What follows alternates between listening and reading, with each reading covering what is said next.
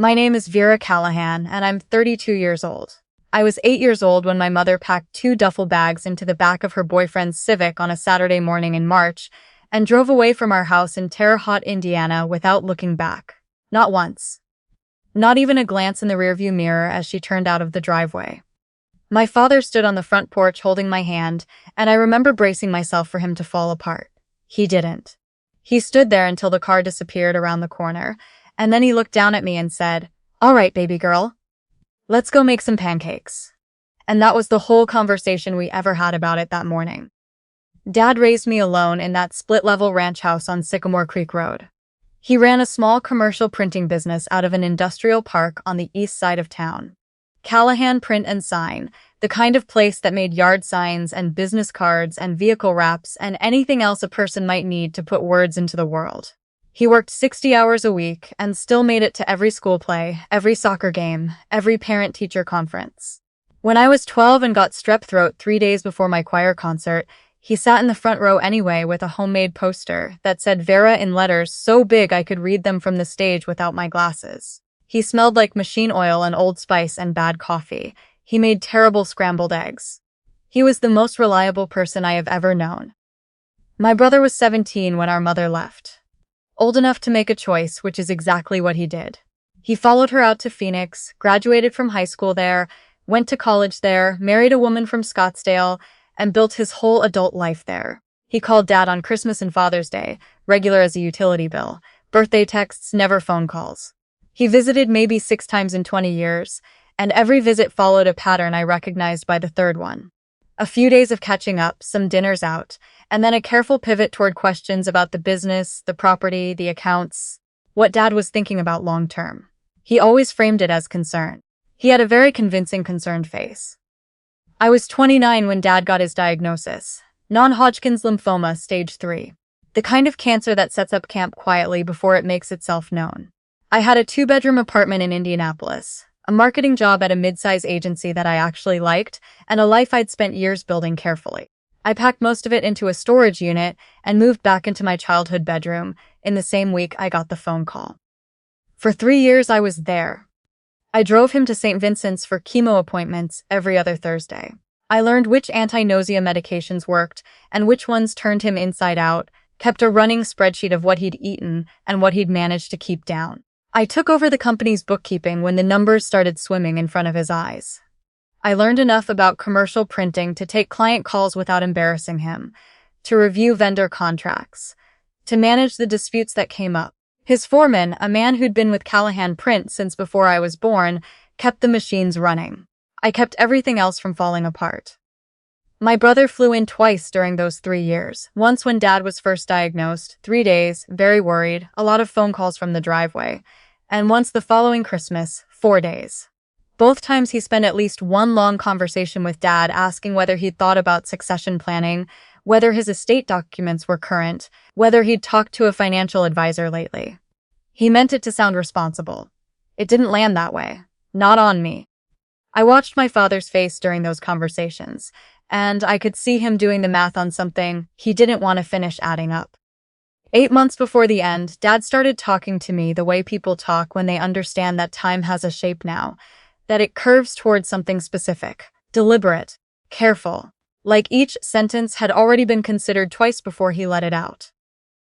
We were sitting on the back porch one evening in October, the kind of cool Indiana night that smells like wood smoke and the tail end of something. He had a thermos of decaf he wasn't really drinking.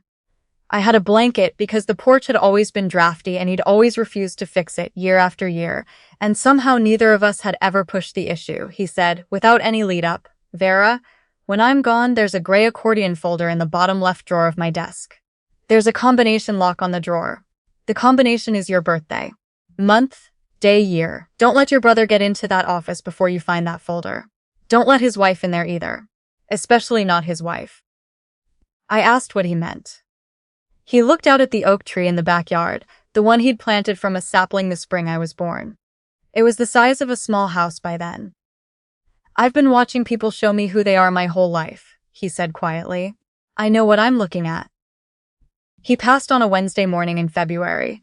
He'd asked for a Johnny Cash record playing low in the other room, and the heat set too high because he'd run cold his last few months, and my hand holding his. It was the most peaceful and the most gutting thing I have ever sat through. The birds outside his window had just started up for the morning. I hadn't even reached for my phone yet when it lit up on its own. My brother's name on the screen. He didn't ask if I was okay, he didn't ask if Dad had been in pain, or if the end had been peaceful, or if I needed anything at all. His first words were, "We'll fly in Friday. I want to get into the business accounts before the weekend." They arrived Friday afternoon in a rented Tahoe with matching luggage. My sister-in-law stepped out of the passenger side first and walked into the house ahead of my brother. She turned a slow circle in the living room with her eyes moving across the ceilings and walls the way a contractors do when they're mentally pulling down drywall. "The bones are good," she said, to no one in particular. "We'd gut the kitchen first, but the layout works." I told myself I'd misheard her. I hadn't. At the reception after the service, while neighbors and coworkers from the print shop stood in our living room with plates of food they'd brought over, my brother worked the room in a way I didn't have a word for until later. He shook hands, accepted condolences, thanked people for coming, and somewhere in there he'd found the name of Dad's accountant and scheduled a call for Monday morning. I found out because Dad's accountant pulled me aside near the front door to let me know, his expression carefully neutral, just relaying information. I went looking for my sister-in-law an hour later and found her upstairs in the hallway outside my father's bedroom, holding her phone up to photograph the room through the doorway. "For reference," she said when she noticed me standing at the top of the stairs.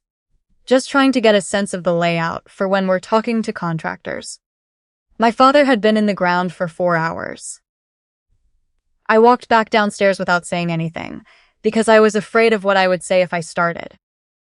That evening, after most of the guests had gone, my brother sat at the kitchen table with a legal pad and made a list while I cleaned up.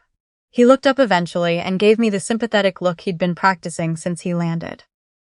"I know this is overwhelming," he said, "but we need to move on the estate before probate drags everything out. I've already made some calls. I'll handle the business side. You've been carrying this for a long time. You should focus on resting." I noticed he didn't say "we" once while explaining what he was going to do. "The smart play is to list the property sooner rather than later while the market's still cooperative," he said. "And I've been thinking about the company. We'd probably look at offers rather than trying to run it remotely. There are buyers for shops that size." I stood in the kitchen of the house I had spent 3 years of my life pouring myself into and listened to my brother explain to me what was going to happen to my father's life's work. Something in my chest went quiet and very clear. Not anger, something closer to recognition. Because Dad's voice was already running in the back of my head, steady as it had always been. "Don't let him get into that office before you get to that folder, especially not his wife." I didn't argue, I didn't say a word. I set down the dish towel and walked down the hall to Dad's office. The room was exactly as he'd left it. His reading glasses folded on the desk beside the keyboard. The thermos from his last good workday still sitting on the corner. A framed photo of the two of us at my college graduation on the shelf where it had lived for a decade. I closed the door, crouched down in front of the bottom left drawer of his desk, and found the combination lock right where he'd said it would be. My birthday, month, day, year. It opened on the first try, the way he knew it would. The gray accordion folder was fat with documents, held together with a rubber band, my name written across the front in his handwriting. Big, square, practical letters. The same handwriting that used to sign my permission slips and leave notes on the kitchen table that said, "Back by 7. Pizza money on the counter. Love, Dad."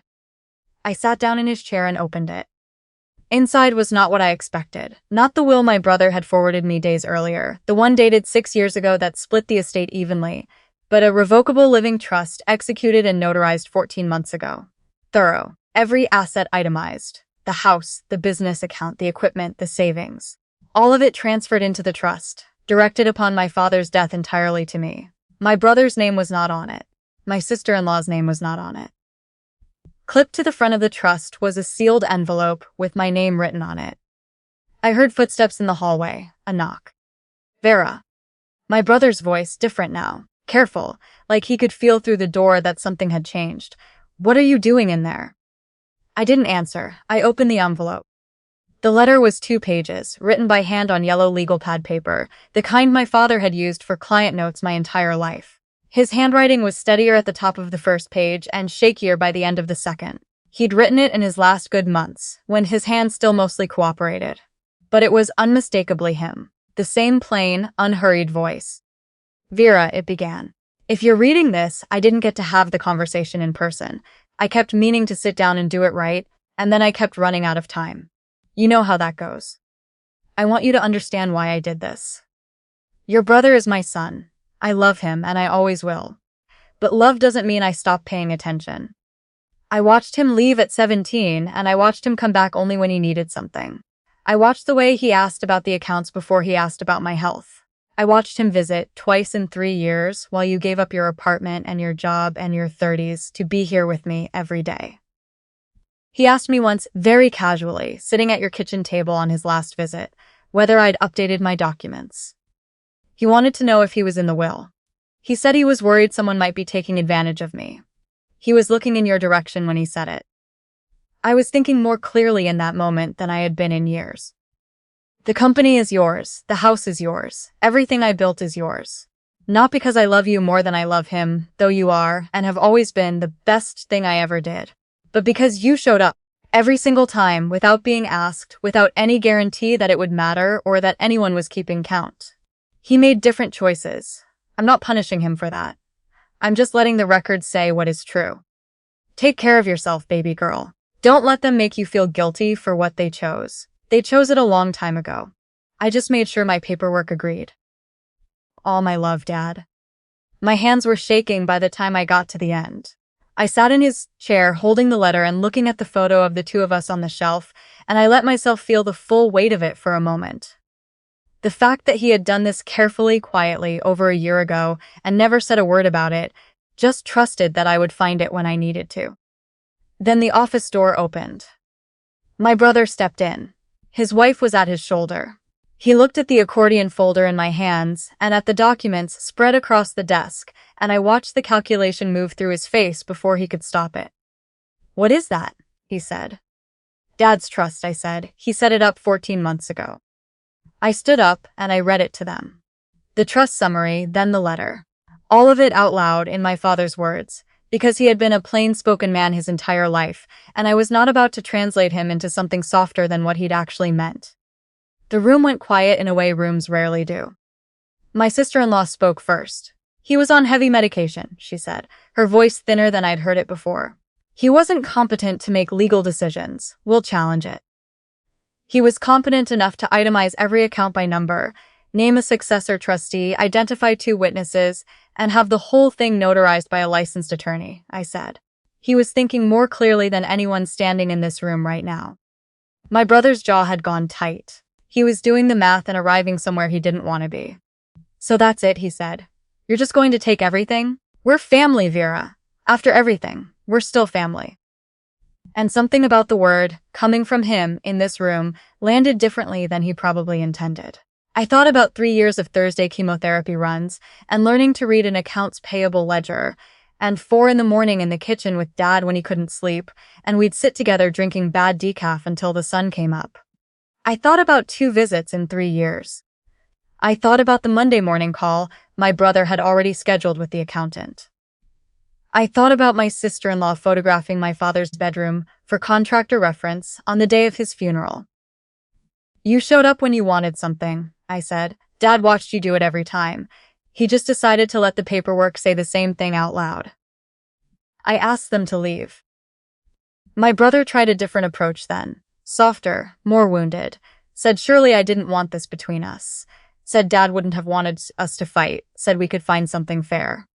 But I had watched my father write that letter with hands that shook toward the end of the page. I had watched him sit on that drafty porch and say, "I know what I'm looking at." There was nothing left for me to negotiate. My sister-in-law walked to the car without turning around.